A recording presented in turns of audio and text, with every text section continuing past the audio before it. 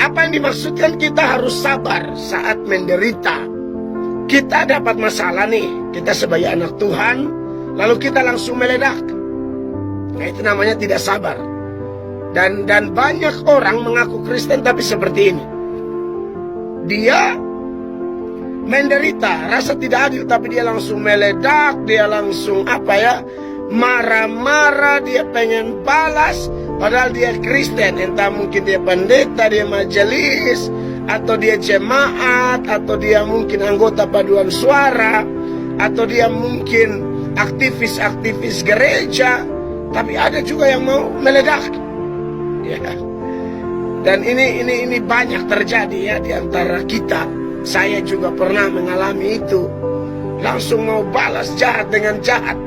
Dengar cacian makian kita semakin panas dan lain sebagainya. Nah, ini tentu tidak kategori sabar. Tapi ada tipe yang kedua tuh begini. Dia dengar lalu dia pendam. Pendam. Menurut saya ini juga bahaya. Karena satu kali dia meledak, ini hancur. Nah, ini juga bukan kategori sabar sebenarnya. Dia jangan bilang, tahan, saya tahan.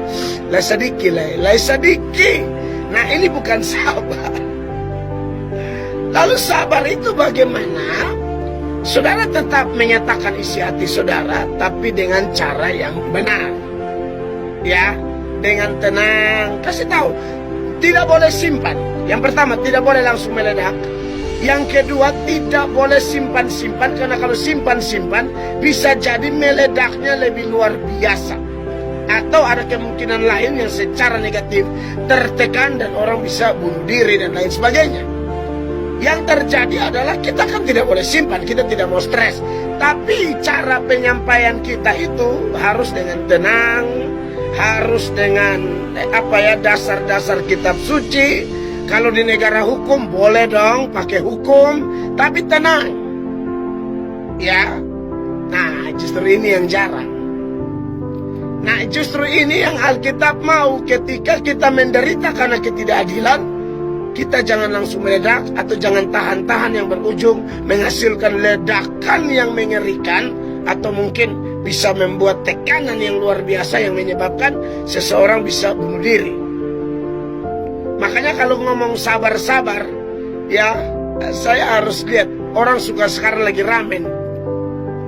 Wah, Pak Jokowi, ya kan? Kok membiarkan ya orang-orang itu maki-maki dia. Jadi yang maki-maki dia, hina dia, katanya kritik, tapi isinya sudah serang pribadi, serang keluarga. Itu kan yang kita lihat di Indonesia sekarang. Saya kalau nonton pemberitaan, orang-orang bilang, kenapa ya beliau tidak balas? Coba kalau zaman Pak Harto, coba.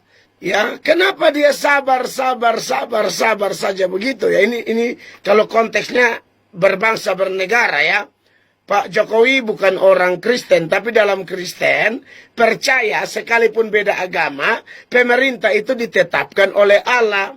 Dan pemerintah ditetapkan bukan hanya untuk menyatakan kehendak Allah, tapi juga menjadi teladan. Nah, menarik, Pak Jokowi agama Islam, tapi Pak Jokowi memberikan teladan. Ya, ini loh kalau dimaki, ya, sikap yang tepat bagaimana, ya.